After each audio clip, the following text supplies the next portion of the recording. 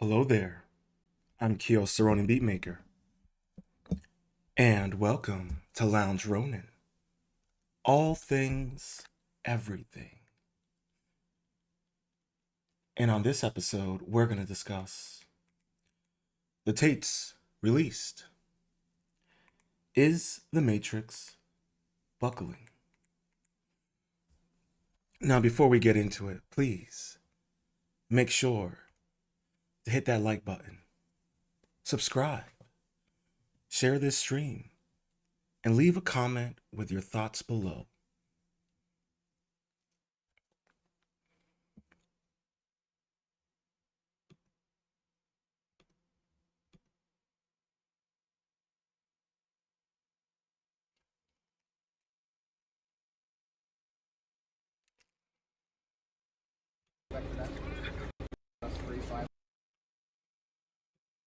So here we have Andrew Tate's statement since being released. And I'll play it for you guys right now.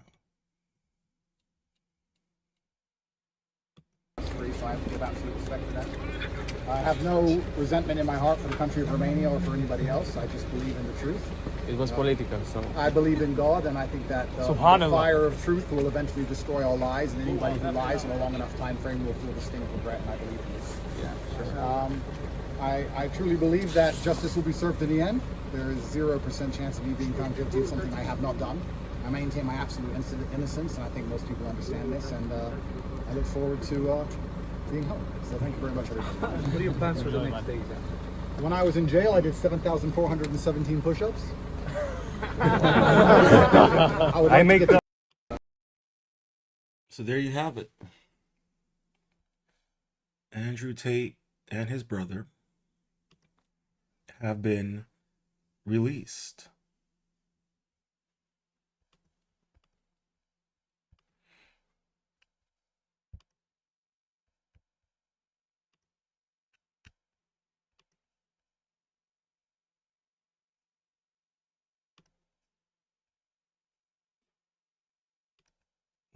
Sorry. Here he is. Back home in his compound.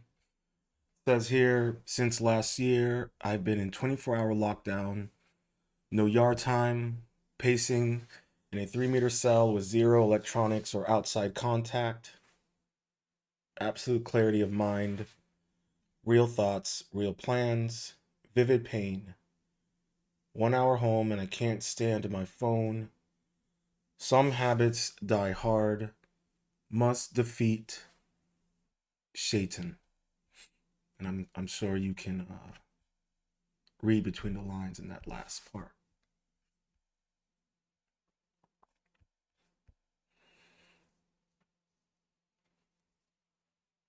So it's very interesting and I guess you could also say not surprising. Oh, look at this. Andrew Tate has, been speaking out against, as he calls it, the Matrix. And here he is released on March 31st, the same day that the first Matrix film was released. So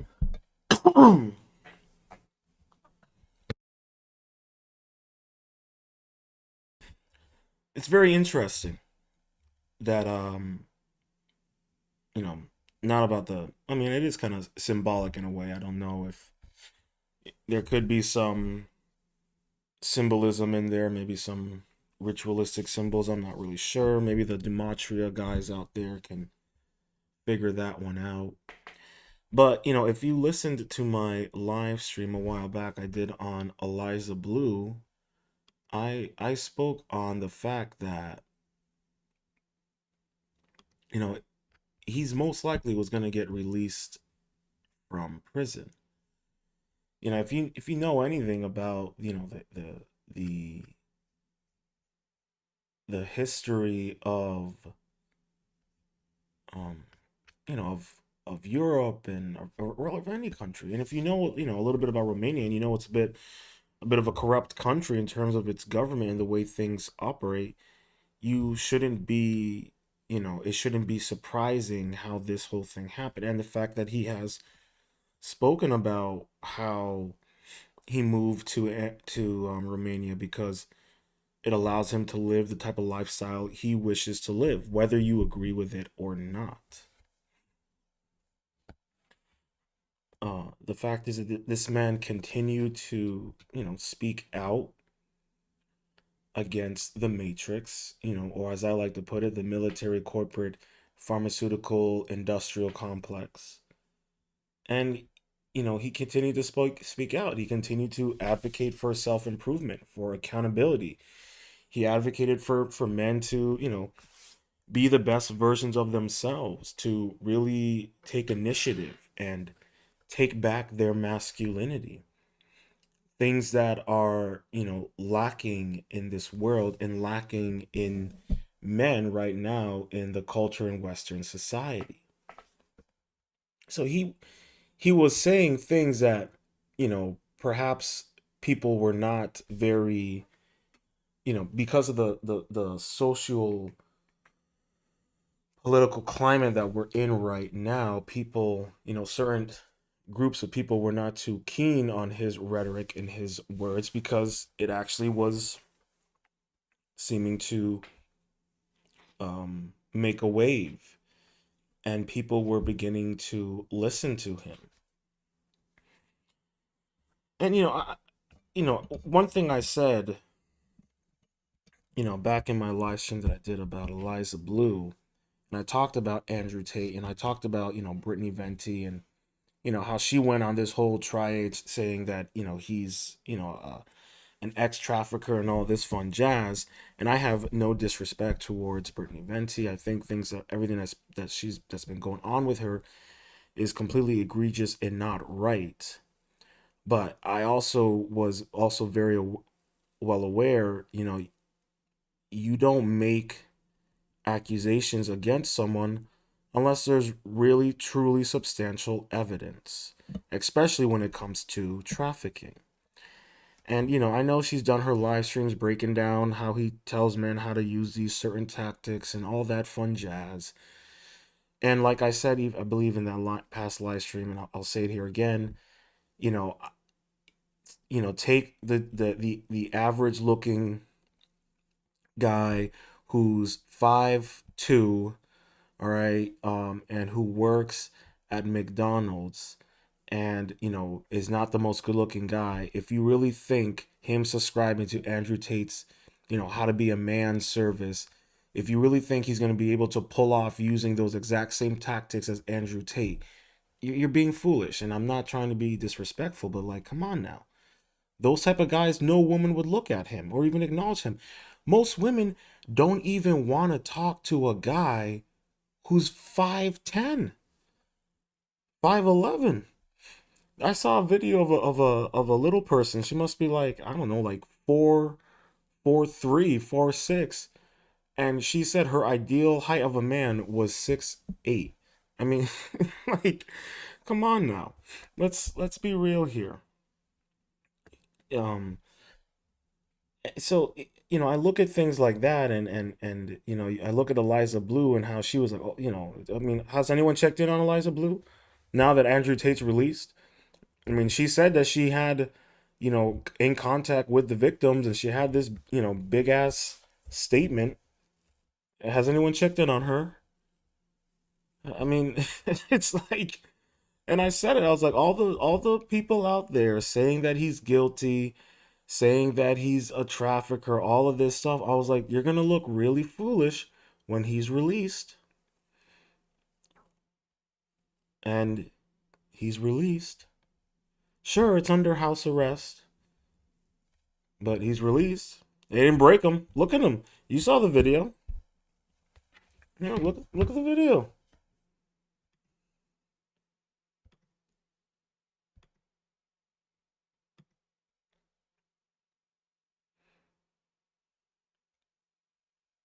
Look at him. Looks, didn't break him. pacing back and forth, smoking a cigar, contemplating. Sure, they took his cars and money and all of that, but they didn't take his mind. And that's the most important thing about this. This is the point I'm trying to get across. They didn't take his mind. They didn't break him.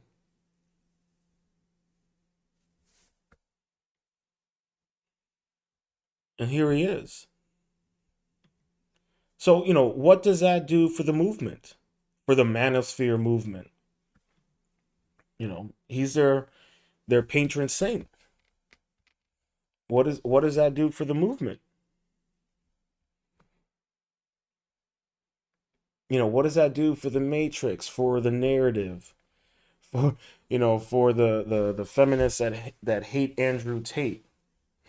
You know, are they going to now come after Pearly Things as well? Are they going to? They've already called her a slave master. Are they going to now call her a trafficker as well? It's just funny to me how you know the consequences of drinking the Kool-Aid, is that you end up being wrong every single time. And what I mean by that is you end up being on the wrong side of history or the wrong side of a viral moment.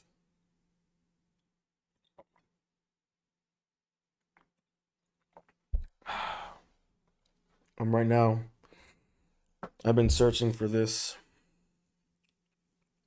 beer for a very long time. Butterscotch beer. Non-alcoholic. I don't drink alcohol. But boy, oh boy, does it hit the spot. But what I'm saying is that this is why look at Jonathan Majors. Look at the whole situation with Jonathan Majors. He's has text messages that are allegedly clearing his name. There's footage. Why do you think Disney hasn't fired him immediately?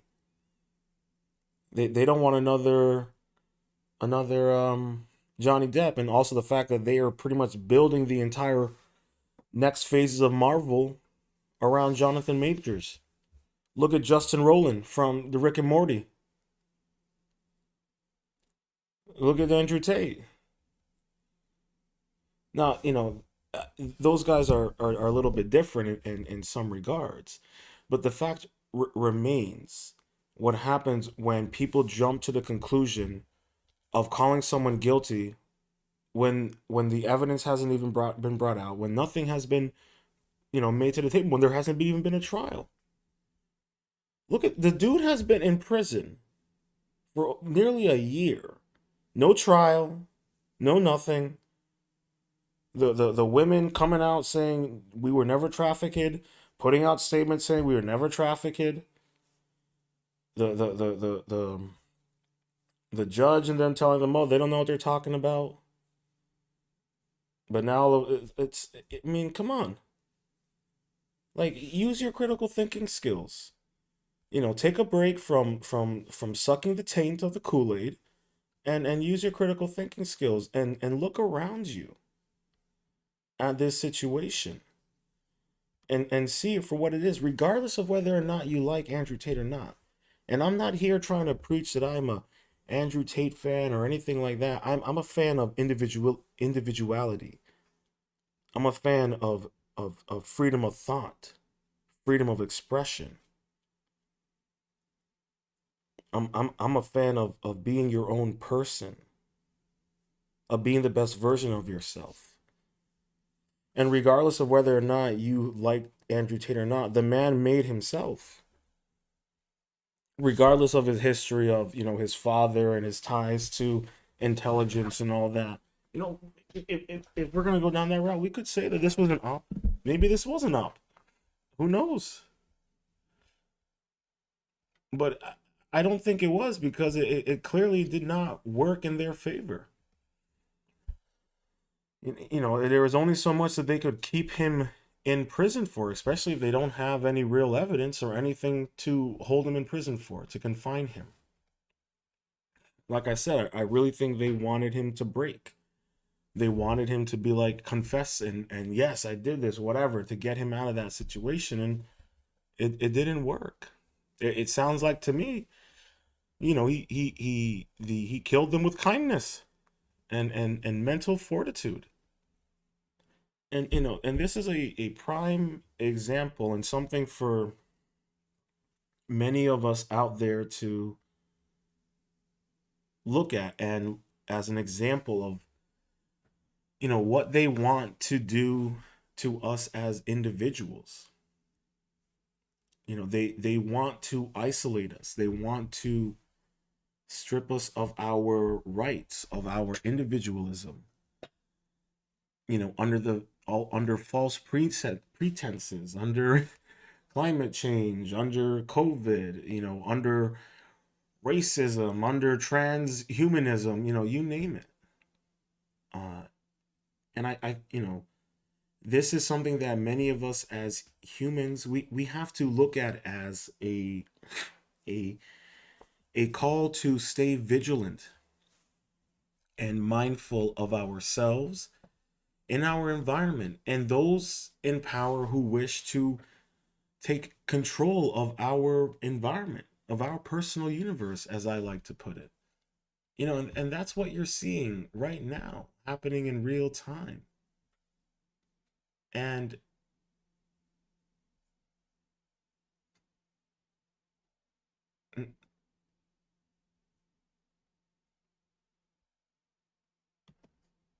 um sorry, I got distracted. We and now it's time for us as individuals to take initiative and advocate for ourselves, our autonomy. And keep in mind that with that comes the threat of being incarcerated, it seems like. I mean, look what's happening with former President Trump. The you have the attack on your political beliefs. You have the attack on your individuality, your social commentary beliefs. You have the attack on your economic beliefs and choices. I mean, it's right there in front of you. They're attacking our ability to exist as humans. And and Andrew Tate and his arrest and his incarceration is a prime example for what could happen to all of us, and why we need to, regardless of whether or not you like him or anything, be relieved and celebrate his release, because it means that individuality is winning. It means that the matrix is buckling. There's only so much that they can do. And if you listen to my live stream earlier where I talk about um, Trump and being arrested, there, how long were they going to keep him in prison until he becomes a martyr? And then what? And I think this is the problem that the matrix, the military, corporate, pharmaceutical, industrial complex doesn't understand, is that the moment you make martyrs out of individuals, you create champions in the community. And this is to for all of us to advocate for how we can all self improve, and we don't always have to agree with who is speaking on self improvement, but we have to acknowledge the self improvement within themselves. You can, look, the man has been in prison for a year and a half, and it obvious, even though he was in total isolation, he still stayed fit. He worked out. It seems like he kept his mind and his body in the best shape that he possibly could. And that is, look at what happened with the pandemic and the lockdowns.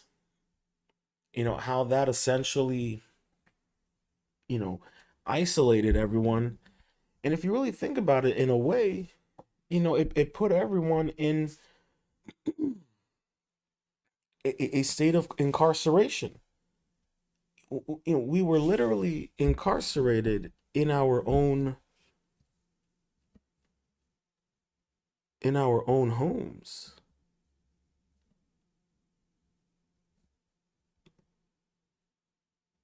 And that should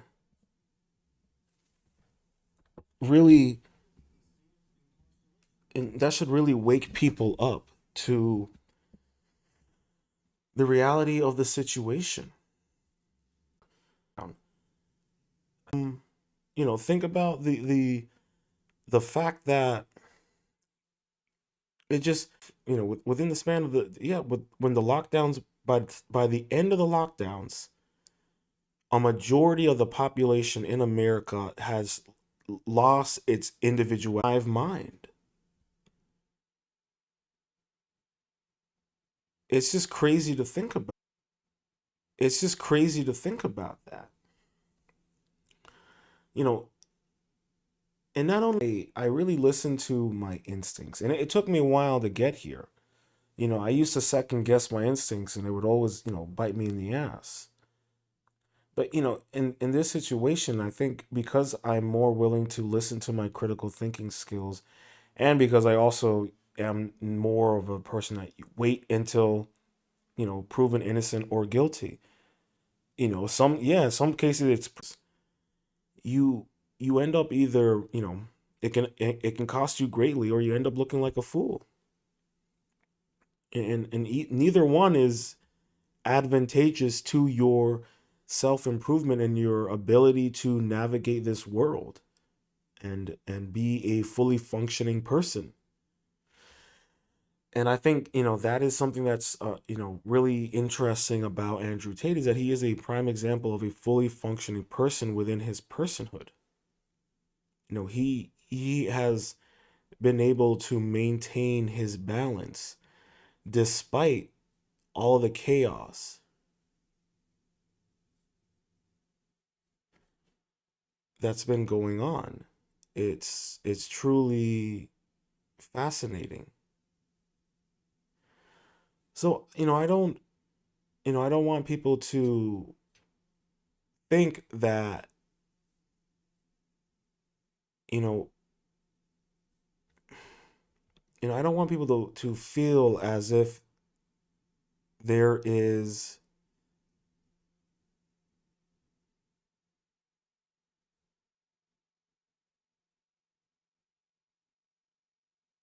I don't want people to feel as if there is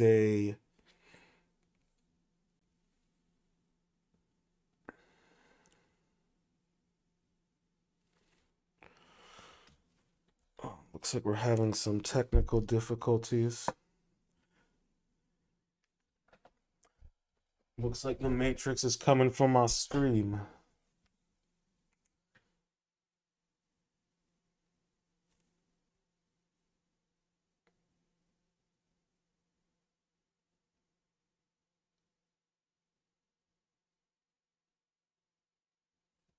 What the hell?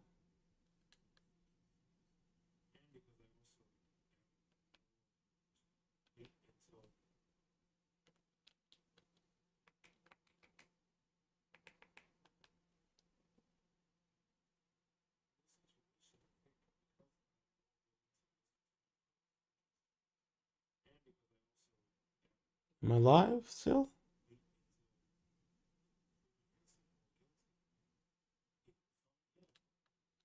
I'm telling you, did they come after my stream? And I can't tell if I'm still live or not.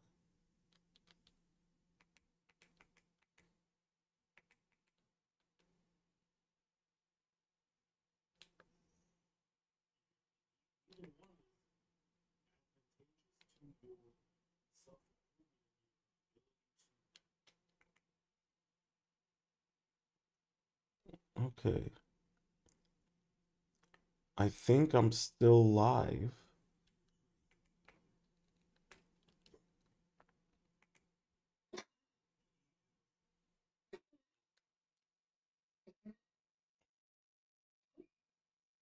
Okay, I'm not sure if I'm still live or not.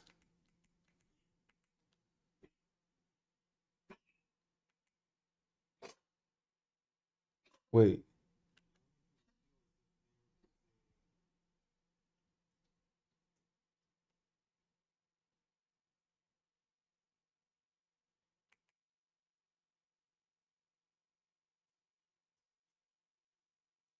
Wait, looks like I'm still live.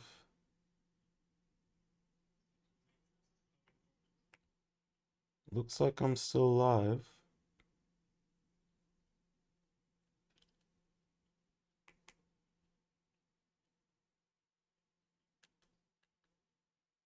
Yeah, I think I'm still live.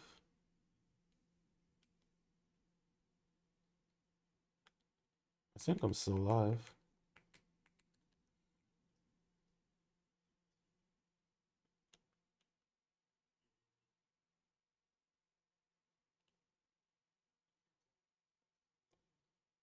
Yeah, I guess I am still live. I guess they're coming for me. They don't like me speaking truth to power. If that's the case, then I'll wrap this up since that was like 2 minutes of me not knowing what was going on.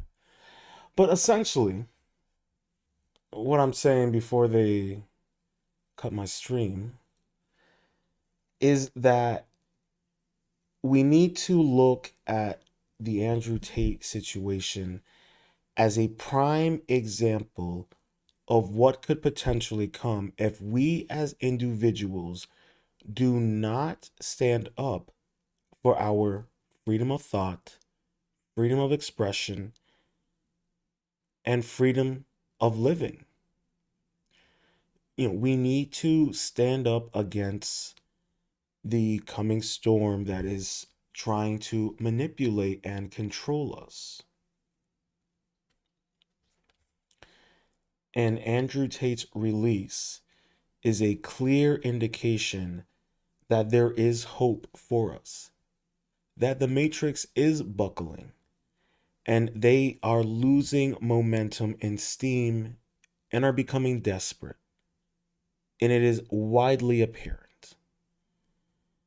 And I believe that there is hope for us, but it takes us all as individuals and as a team to work together.